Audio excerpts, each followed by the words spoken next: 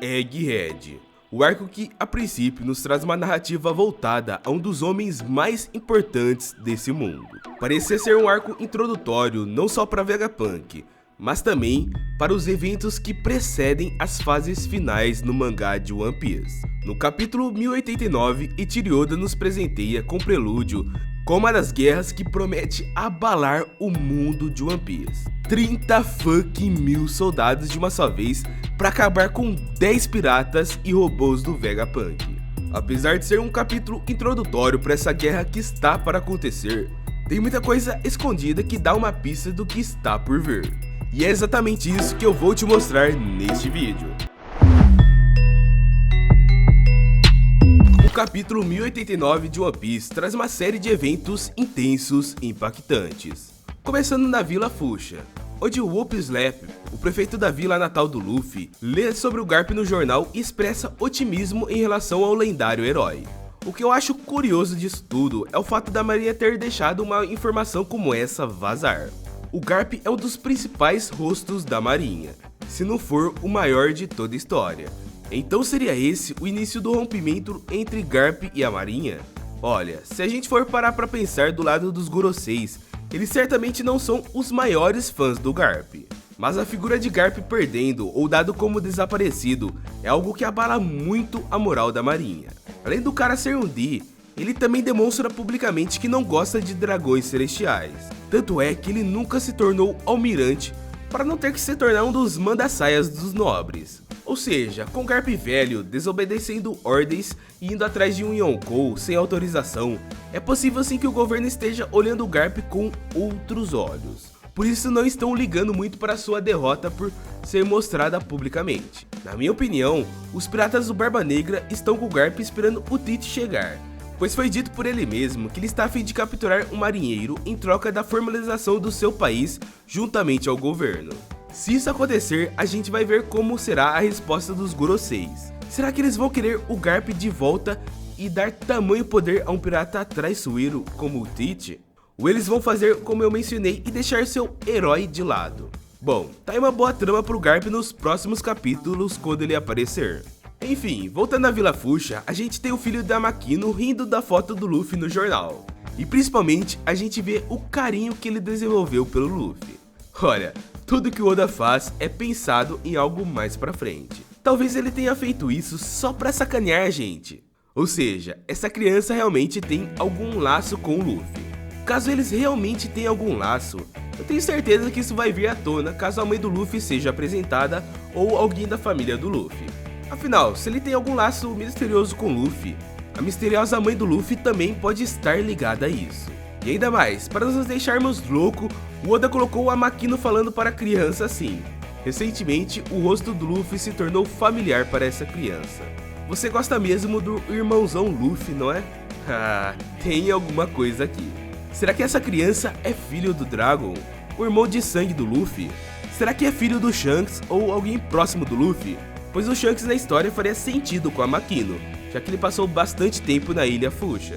Enfim, tem coisa aqui, vou dar uma pesquisada em outros capítulos para tentar descobrir e fazer ligações. Continuando no review, de repente um poderoso terremoto começa, 6 dias após a destruição do reino de Luluzia. Um enorme buraco surge no mar, no local onde antes estava o reino de Luluzia, que lembra até o buraco de Enies Lobby. O impacto é sentido em todo mundo e várias pessoas e lugares reagem a ele. A gente tem o Momonosuke no país de Wano reagindo, a Urulizia no país de Kano, a ilha do Donsai e de Don Shinjao, Iceberg em Water 7, Hina no quartel-general da Marinha e Musama em Mary Joyce, que permanece em silêncio, Labum em Twin Cape, alguns prisioneiros em Impel Down e cidadãos em Logtown, e também Ivankov no rio de Kamabaka. Outras ilhas são afetadas e o nível do mar sobe 1 metro, resultando no afundamento de várias ilhas. Várias ilhas desapareceram. O pânico se espalha e mesmo em Vila Fuchsia, os moradores observam a maré alta com preocupação. Interessante que Oda colocou todas essas reações para que a gente visse o impacto que essa explosão causou. Uma arma capaz de destruir um reino inteiro não é brincadeira não. Aqui no mundo real, as pessoas têm medo de uma guerra nuclear exatamente por causa disso.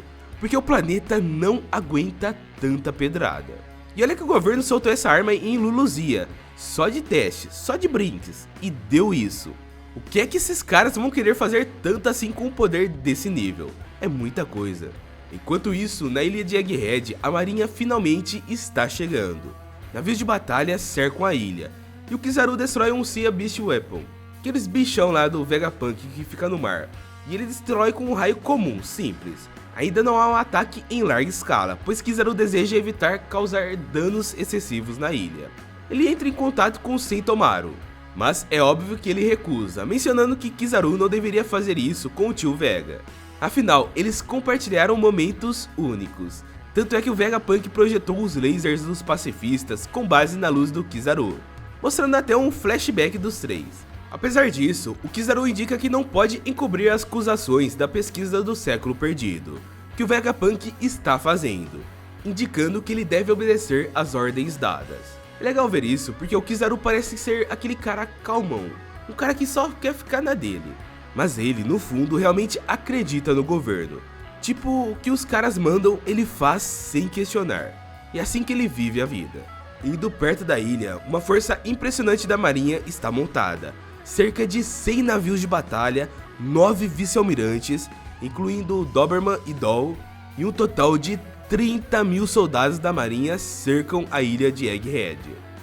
Não é brincadeira não, agora é guerra. São Saturno está no comando e toma decisões estratégicas, e o cara ainda deixa claro que é para afundar qualquer navio de pesquisadores que tentam escapar da ilha. Essa quantidade de soldados é muito maior que uma frota emitida por um Buster Call da marinha. É muito poder. Eles só não chamam esse ataque de Buster Call porque eles não vão destruir Egghead, pois quando eles são chamados por um Buster Call, eles têm que destruir tudo sem nenhuma restrição. Eu acho legal reparar no tamanho da força que a marinha emprega para pegar um bando de Yonkou. Em Marineford tinha 100 mil marinheiros, e olha que estamos falando da frota completa do Barba Branca e aliados. Só o bando do Luffy fez eles trazerem 30 mil. Será que os Chapéus de Palha vão aguentar tudo isso? Depois dessa declaração de guerra, a cena muda para dentro de Egghead. Pra quem não se lembra, a York, um dos Vegapunks, vinha sequestrando cada um dos soldados do governo. E quando o ataque da Cip Zero finalmente chegou, a York passou a elaborar seu plano a ser a única Vegapunk existente. Ela sabia que o governo viria a destruir tudo, por isso ela fez tudo de forma que lhe beneficiasse. Ela simplesmente liga diretamente para os Goroseis, expressando sua indignação por estar sendo alvo de tentativas de assassinato, juntamente com outros Vegapunks. Os Goroseis justificam suas ações ao verem York como diferentes dos demais, no caso dos demais Vegapunks. No entanto, após os eventos em Luluzia, eles formularam um novo plano e decidiram manter York viva para auxiliar na produção de mais armas Mother Flame. Cara, se já não fosse muita destruição uma arma daquelas, o governo ainda quer mais. E esse é o motivo para eles quererem manter uma Vegapunk viva. Ou então pode ser que eles queiram apenas persuadir a York. E essa possibilidade realmente deve ser levada em conta, até porque vocês sabem que esses caras do governo são traiçoeiros. Eles só podem estar persuadindo a York para ela tentar pegar os Chapéus de Palha, o Vegapunk e entregar para o governo, como bode expiatório mesmo. Mas depois no final é tchau tchau York. Depois a lenda completa dizendo que quer ser uma Tenryubito. Quando o Vegapunk olhar pra isso, ele vai chorar de muita decepção. O cara é tão perfeccionista que quando o Momonosuke se transformou em um dragão idêntico ao Kaido, ele considerou uma falha apenas pelo dragão ser cor-de-rosa. Agora imagina só ele percebendo que uma das suas partes tem um objetivo tão ridículo. Ele vai ficar furioso. Mas é nesse momento que a reviravolta ocorre, onde vemos York conversando com as lágrimas nos olhos, com a espada do Zoro pressionada contra seu pescoço. Ela grita implorando para ser salva do Luffy. Cara, que cena linda! Depois de exatos 11 capítulos sem vermos nosso pirata Kishika, ele e seu bando voltam de uma forma épica. Eles mostram a sua presença. Eles não são mais aqueles piratas que tentam bater de frente com os Yonkous. Eles são literalmente o bando Yonkou. Derrotaram os Serafins e resolveram os problemas sem muitas dificuldades, estão todos juntos e aliados a Cip Zero. Esse capítulo só serviu para levantar ainda mais a bola para o Chapéu de Palha, São 30 mil soldados, um Gorosei, um almirante e 9 vice-almirantes para tentar deitar eles. O melhor é que assim eles viram o jogo para cima do governo, pois sem a York controlando os Serafins, o Chapéu de Palha tem uma força a mais para poder lutar contra eles. O problema é que os Goroseis estão no topo do ranqueamento de poder dos Serafins, por isso é provável que o Sanjay Garcia tome o poder dos Serafins logo mais. Porém é claro que o Vegapunk vai falar sobre isso.